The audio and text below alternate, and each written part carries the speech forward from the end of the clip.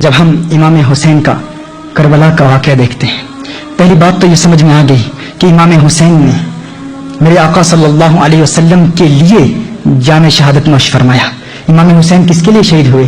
آقا کے لیے شہید ہوئے۔ آقا کے لیے شہید ہوئے نا۔ آقا کی شہادت کا ظہور تام کہاں سے ہوا؟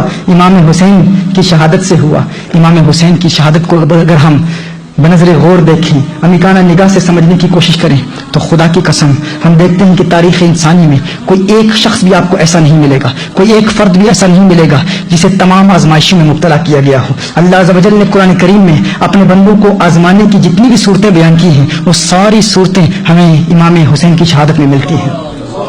اور کوئی ایسا انسان آپ کو نہیں ملے گا، کوئی ایسا انسان آپ کو ایسا نہیں ملے گا کہ جس ایک فرد کو اتنی آزمائشوں میں مبتلا کیا گیا ہو۔ کسی کو بھوک کے ذریعے اللہ عز و جل آزماتا ہے، کسی کو پیاس کے لیے آزماتا ہے، کسی کو اللہ عز و جل اولاد کے نقصان کے ذریعے آزماتا ہے، کسی کو شہادت دیتا ہے، لیکن ایک امام حسین کی ذات ہے، وہ ایک امام حسین کی ذات ہے۔ وہ فرد واحد ہیں جنہیں اللہ عز و جل نے بھوک کے ذریعے بھی آزمایا، پیاس کے ذریعے بھی آزمایا، مالی نقصان کے ذریعے بھی آزمایا۔ علی اکبر سامنے کٹ گئے، اللہ آزما رہا ہے۔ علی اصغر کی شہادت کے ذریعے آزمایا، امام قاسم کی شہادت کے ذریعے آزمایا، اللہ آزما رہا ہے۔ امام حسین خود شہید ہو گئے۔ خدا کی قسم قرآن کریم کی ان آیات کی تفسیر جب میں پڑھتا ہوں، ان آیات پر غور کرتا ہوں اور ربط بین الآیات کو دیکھتا ہوں، کبھی کبھی جب دل میں آتا ہے کہ تفسیر کی کتاب اٹھاؤں، تفسیر کی کتاب اٹھانے کے لیے ہاتھ بڑھاتا ہوں تو ہاتھ رک جاتا ہے۔ ایک آواز آتی ہے، تفسیر کی کتابیں اٹھانے کی ضرورت ہی نہیں، ان آیات کو دیکھ اور امام حسین کی ذات کو دیکھ، امام حسین کی شہادت کو دیکھ۔ رب کعبہ کی قسم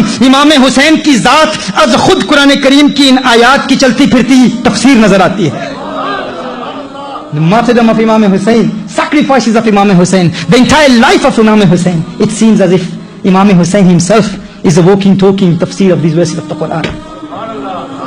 He himself is a commentary of these Quranic verses. His zat, his martyrdom, his sacrifice itself is a tafsir of these Quranic verses.